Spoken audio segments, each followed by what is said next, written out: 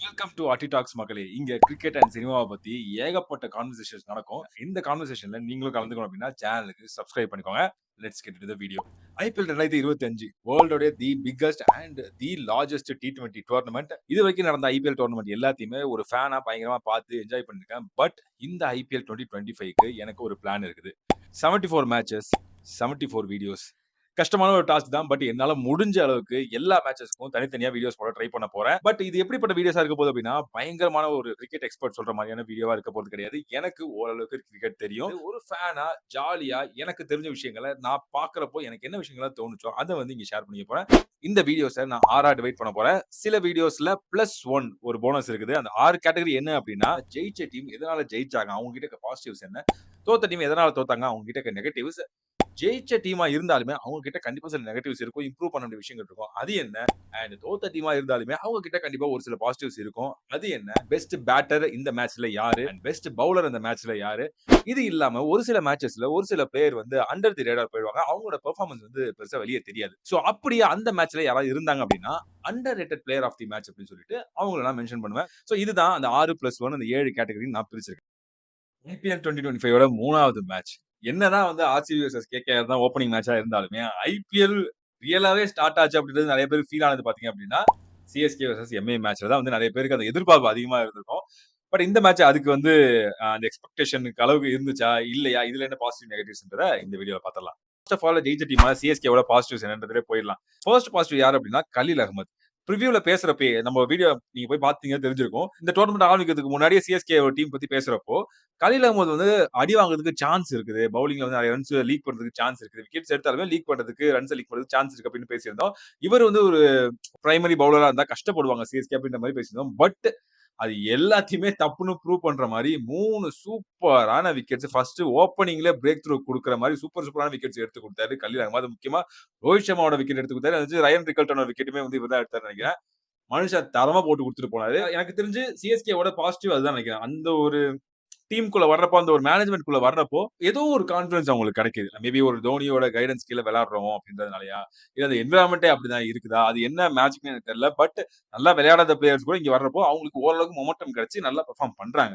And அடுத்த positive சிஎஸ்கேக்கு recent டைம்ல miss ஆன ஒரு விஷயம். சிஎஸ்கேவுக்கு எப்பயுமே இதுதான் மிகப்பெரிய கை குடுத்துட்டு இருக்க ஒரு விஷயம் என்ன அப்படின்னா, ஸ்பின் டூ வின். ஸ்பின்னர்ஸ் வந்து எப்பயுமே சிஎஸ்கேவோட பெரிய பாசிட்டிவ்ஸ். இந்த ஐபிஎல்ல மத்த எந்த டீம்ஸ்லயும் இல்லாத அளவுக்கு சூப்பரான ஸ்பின்னர்ஸ் இவங்க கிட்ட தான் இருக்குது. நூர் அகமது, ரவிச்சந்திரன் அஸ்வின், ரவீந்திர ஜடேஜா.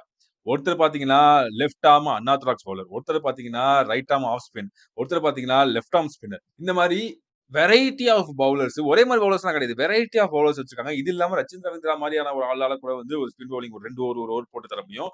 சோ இந்த மாரி ஸ்பின்ல பார்த்தீங்கன்னா, பயங்கர டாமினன்ட் ஆகாங்க. இந்த மேட்ச்லயும் பார்த்தீங்கன்னா, நூர் அகமது 4 விக்கெட்டுங்க. மனுஷன் வந்து அசால்ட்டா வந்து டப்புன்னு போட்டு விக்கெட் எடுத்துட்டு போயிட்டே இருக்காரு. அண்ட் வழக்கம் போல அஸ்வின் அவருக்கு சென்னைய பத்தி தெரியாது கிடையாது. அவர் 1 விக்கெட் எடுக்கிறாரு, 2 விக்கெட் எடுக்கிறாருலாம் மேட்டரே கிடையாது. மேட்ச்க்கு தேவையான பெர்ஃபார்மன்ஸ குடுத்துட்டு போயிட்டே இருப்பாரு. அதே மாரி தான் ஜடேஜா. ஒன் ஆஃப் தி ஆஸ்தான பவுலர்ஸ், ஆஸ்தான பிளேயர் ஆஃப் சிஎஸ்கே வந்து கண்டிப்பா ஜடேஜா. அந்த ஒரு நறுக்கு ஸ்டம்ப் டூ ஸ்டம்ப் போட்டுக்கிட்டே இருப்பாரு. அந்த லென்த் மிஸ்ஸே ஆவாது. அவர் வந்து அடிக்கிறது ரொம்ப கஷ்டமான ஒரு விஷயமா இருக்கும். இந்த மேட்ச்லயும் அதே மாரி தான் இருந்துச்சு. சூப்பரா போட்டாரு மனுஷன். சோ இந்த ஸ்பின் டூ வின் அந்த ஸ்பின்னர்ஸ் காம்போ அந்த 3 பேர் ட்ரேவோ வந்து பெரிய பாசிட்டிவ் ஆஃப் சிஎஸ்கே இந்த மேட்ச்ல. அடுத்து மிகப்பெரிய பாசிட்டிவா யார் இருந்தாரு அப்படின்னா, கேப்டன் ருத்ராஜ் கெய்க்வால். அதாவது ஓப்பனிங்ல பார்த்தீங்கன்னா, அ எல்லாருக்கும் பயங்கரமான ஒரு ஆச்சரியமா இருந்துச்சு. திரிபாதி அண்ட் ரச்சின் ரவீந்திரா வந்தாங்க. நெறைய பேர் கான்வே அண்ட் ருத்ராஜ் கெய்க்வால் தான் வருவாங்கன்னு எதிர்பார்க்கலாம். இல்ல ரச்சின் ரவீந்திரா அண்ட் ருத்ராஜ் கெய்க்வால் இல்ல ரச்சின் ரவீந்திரா அண்ட் கான்வே இப்படி வந்து காம்பினேஷன் யோசிச்சுட்டு இருக்கும்போது, சம்மந்தமே இல்லாம திரிபாதி ஓப்பனிங்ல இறக்கி விட்டாங்க. அவர் வந்து தடுமாறுனாரு. அவருக்கு இன்னும் பெருசா ஃபார்ம் கிடைக்கல. பட் அதுக்கப்புறம் ருத்ராஜ் வந்து நீ எவன் என்ன வேணா விளையாண்டுட்டு போ. நான் இந்த மேட்ச சீக்கிரமா முடிக்க போறேன் அப்படின்ற மாரி 155 நான் கடைசி வரைக்கும் வச்சுட்டு இருக்க மாட்டேன். இழுத்துலாம் நான் வந்து வச்சுட்டு இருக்க போறது கிடையாது.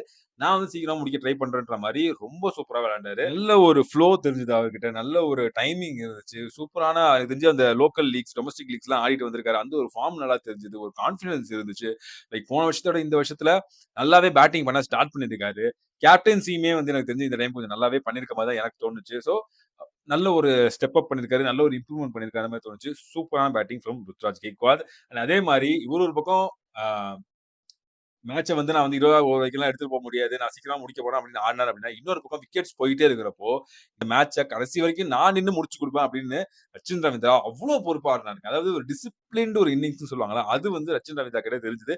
எனக்கு தெரிஞ்சு அந்த நியூசிலாந்து பிளேயர்ஸ் எல்லாருமே அப்படிதான் ஆடுவாங்கன்னு நெனைக்கிறேன். ஒரு Kane Williamson, Conway, Rachin Ravindra இந்த மாரி நெறைய பிளேயர்ஸ் வந்து சூப்பரா விளையாடி குடுப்பாங்க.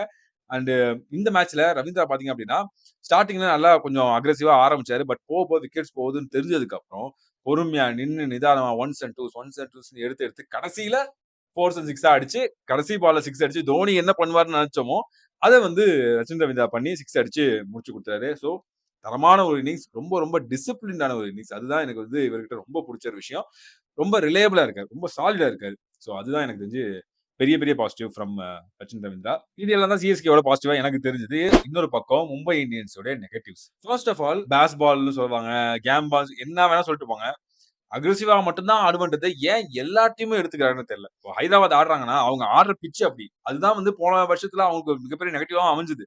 சோ, ஏன் எல்லாருமே அதே மாரி ஆடுறாங்கன்னு தெரியல. ரோஹித் சர்மா எடுத்த உடனே அடிக்க போறாரு. ஸ்கையே எடுத்த உடனே அடிக்க போறாரு. திலக் வர்மா அவரு நேச்சுரல் கேம் விட்டுட்டு அவரும் அடிக்க போறாரு. அஜாக்ஸா இருக்கட்டும், ரயன் ரிக்கர்டன் ஆகட்டும், ராபின் மின்ஸ் ஆகட்டும், எல்லாருமே அடிக்க போயிட்டே இருக்காங்க. நடுவுல வந்து எனக்கு தெரிஞ்சு ஸ்கை அண்ட் திலக் வர்மா ஓரளவுக்கு கொஞ்சம் லைக் கொஞ்சம் அடக்கி வாசிச்சதுனால அந்த ஒரு 50, 60 ரன் அவங்க 2 பேர்கிட்ட இருந்து வந்துச்சே தவிர, இன்னும் கொஞ்சம் பார்த்து ஆடிருந்தாங்கன்னா, கண்டிப்பா அவங்க 2 பேரும் கடைசி வரைக்கும் நின்னுருந்தாங்கன்னா, இன்னும் ஒரு 20 ரன்ஸ் ஒரு 30 ரன்ஸ் எக்ஸ்ட்ரா வந்திருக்கும். கண்டிப்பா மும்பை ஜெயிக்கிறதுக்கான சான்சஸ் அதிகமா இருந்திருக்கும். சும்மா சும்மா அடிக்க போறாங்க. எந்த பால் அடிக்க போறேன், எந்த பால் அடிக்க மாட்டேன்றது தெரியாம எல்லா பாலையும் அடிக்க போறாங்க. எதனால இந்த மாரி ஒரு அப்ரோச்ச சூஸ் பண்ணாங்கன்னு தெரியல. லைக் வில் ஜாக்ஸ் சூப்பரான பிளேயர்ங்க. அவரெல்லாம் வந்து ஆர்சிபி விட்டதுக்கு அப்புறம் எல்லாரும் ஆர்சிபி கழுவி விட்டுருந்தாங்க. சூப்பரான பிளேயர். அவரும் ஒழுங்கா ஆடல. ராபின் மின்ஸ் எந்த காரணத்துக்காக சூஸ் பண்ணாங்கன்னு தெரியல. அவர் எப்படிப்பட்ட பிளேயர்ன்னு எனக்கு சத்தியமா எனக்கு தெரியல. பட் அவரு பெருசா ப்ராமிஸ் ஷோ பண்ண மாரி தெரியல. ரோஹித் சர்மா வழக்கம் போல ஐபிஎல்னு வந்துட்டா அவர் வேற ஒரு ரோஹித் சர்மா ஆயிடுவாரு. இன்டர்நேஷனல் மேட்சஸ்ன்னு வர்றப்போ ஒரு பீஸ்டா இருப்பாரு. ஐபிஎல் டைம்னு வர்றப்போ ஒரு பூனைக்குட்டி மாரி தான் ஆடுவாரு. ஈஸியா கைக்கே கேட்ச் குடுத்துட்டு போயிட்டாரு. இதெல்லாம் தான் வந்து பேட்டிங்ல பெரிய பெரிய நெகட்டிவா இருக்கு. அவங்களோட மைண்ட் செட் எனக்கு தெரிஞ்சு மாத்தணும்னு நெனைக்கிறேன். மேபி சொல்லலாம். ஹர்திக் பாண்டியாவ மிஸ் பண்றாங்க. ஒரு பேட்டரா அவங்க வந்து மிஸ் பண்றாங்க அப்படின்ற மாரி சொல்லலாம். ஆனா மத்த பிளேயர்ஸ் யாருமே ஒழுங்கா விளையாடாம, ஹர்திக் பாண்டியா கிட்ட இருந்து மட்டும் எதிர்பார்க்கிறதுன்றது ரொம்ப பெரிய ஒரு தப்புன்னு நான் நெனைக்கிறேன். என்ன அப்படின்னா, அவர் ஒருத்தர் வந்துட்டு அவங்கட்ட அப்படியே மொத்த கேமுமே மாறிடும். மேபி மாறலாம். மேபி ஒரு ஒரு 15, 20 ரன்ஸ் எக்ஸ்ட்ரா வந்திருக்கலாம். அதனால சிஎஸ்கே கண்டிப்பா ட்ரபிள் ஆயிருக்கலாம்.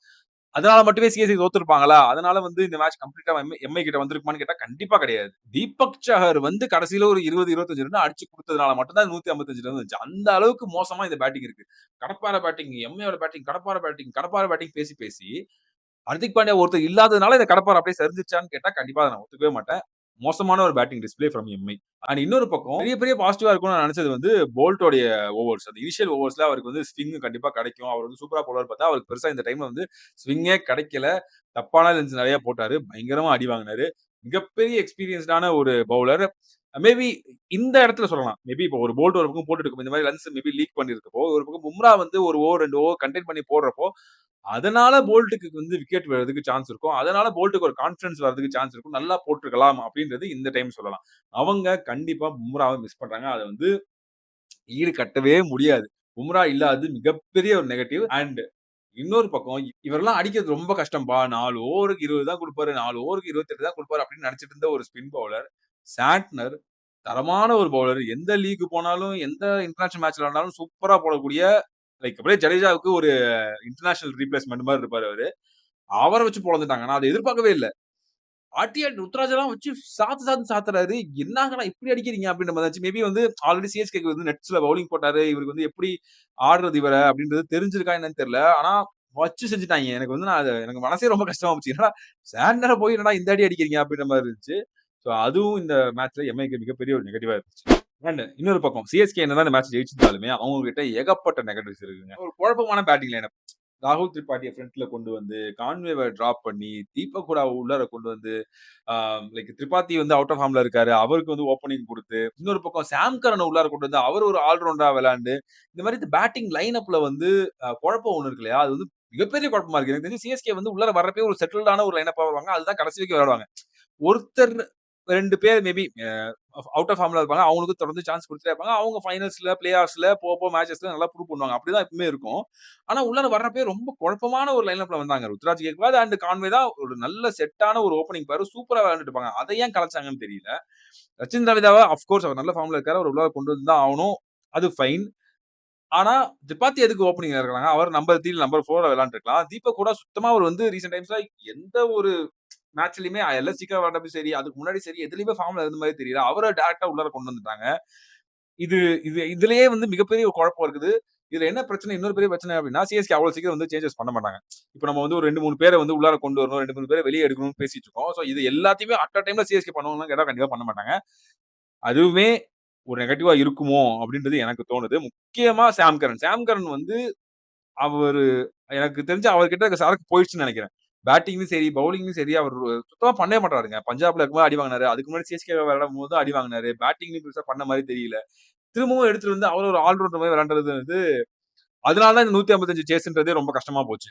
சோ இதெல்லாம் தான் எனக்கு தெரிஞ்சு சிஎஸ்கே உடைய ஒரு நெகட்டிவ்ஸா இருந்திருக்கு. இன்னொரு பக்கம் எம்ஐ தோத்திருந்தாலுமே அவங்க கிட்ட என்ன பாசிட்டிவ் என்ன அப்டின்னா, விக்னேஷ் புத்தூர். எம்ஐயோட ஸ்கவுட்டிங். அதாவது அ அவரு கேரளாலருந்து வந்தவரு.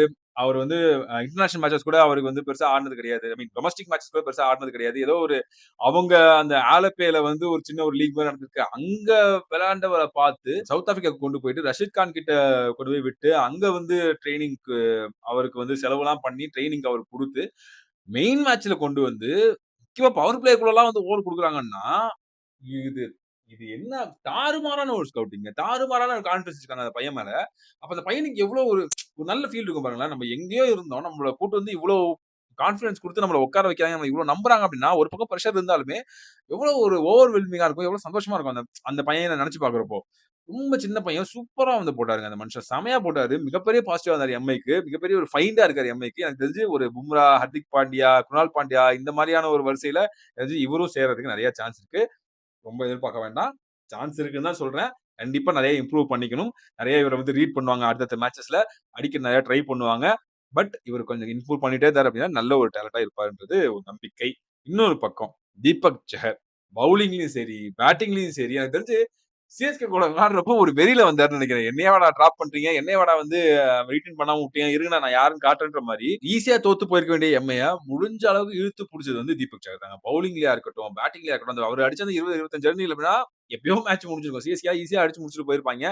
பவுலிங்ல ஓப்பனிங்ல வந்து சூப்பரா போட்டு குடுத்தாரு. போல்ட்க்கு ஒரு பக்கம் ஸ்விங் கிடைக்கல அப்படின்றப்போ, இவருக்கு வந்து நல்ல ஒரு அசிஸ்டன்ஸ் கிடைச்சது. இவரு வந்து சூப்பரா போட்டு குடுத்தாரு. செமையான ஒரு ஒரு பெர்ஃபார்மன்ஸ் குடுத்தாரு இந்த இடத்துல தீபக் சஹர். இது கன்டின்யூ பண்ணாரு அப்படின்னா, கண்டிப்பா மும்பைக்கு ஒரு மிகப்பெரிய பாசிட்டிவ். இன்னொரு பக்கம் வில்ஜாக்ஸ் அண்ட் நமந்தீர் அவங்களுடைய அந்த யூசுவலான ஒரு 2 ஓவர்ஸ். அந்த ஒரு பிரஷர பில்ட் பண்றதுக்கு. ஒரு பக்கம் சிஎஸ்கேக்கு விக்கெட் போயிட்டு இருக்கப்போ, கரெக்ட்டான டைம்ல ஸ்கை வந்து உள்ள கொண்டு வந்தாரு. ஸ்கையோட கேப்டன்சியுமே எம்ஐக்கு மிகப்பெரிய ஒரு பாசிட்டிவ். அவரு வந்து ஓகே என்கிட்ட இவ்வளவு பவுலர்ஸ் தான் இருக்காங்க.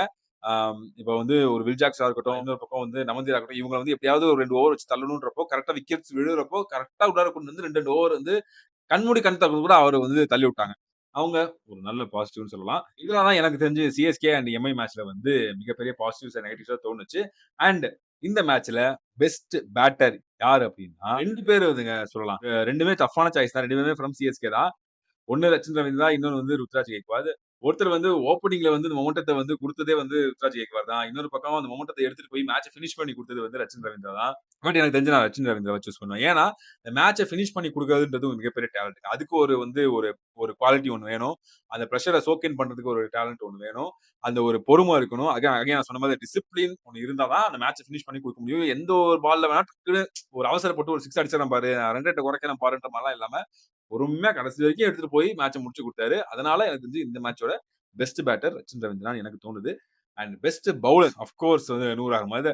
இந்த மேட்ச்ல வந்து எம்ஐ ஜெயிச்சிருந்தாங்கன்னா, கண்டிப்பா வந்து தீபக் சஹரோட பெர்ஃபார்மன்ஸ்க்கு வந்து ஆல் ரவுண்ட் பெர்ஃபார்மன்ஸ்க்கு அவருக்கே குடுத்துருக்கலாம். பட் சிஎஸ்கே ஜெயிச்சதுனால, சிஎஸ்கே ஜெயிச்சதுக்கு ஒரு முக்கிய காரணமா நூர் அகமது தான் இருந்தாரு. செம்மையா ஸ்பின் பவுலிங் போட்டாரு.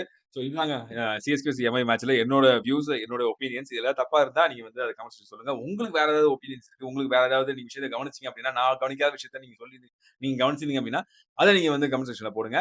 அண்ட் இந்த வீடியோ பிடிச்சிருந்தா லைக் பண்ணுங்க, ஷேர் பண்ணுங்க. மறக்காம கமெண்ட் பண்ணிட்டு சேனல் சப்ஸ்கிரைப் பண்ணிட்டு பக்கத்துல பெல் ஐகான் கிளிக் பண்ணி தேங்க்ஸ் ஆப்ஷன் இருக்குது. அத சூஸ் பண்ணி உங்களோட முடிஞ்ச காணிக்கை செலுத்துங்க. இதே மாதிரி இன்னொரு சூப்பரான வீடியோவோட ரிவ்யூவோட உங்களை சந்திக்கிறேன்.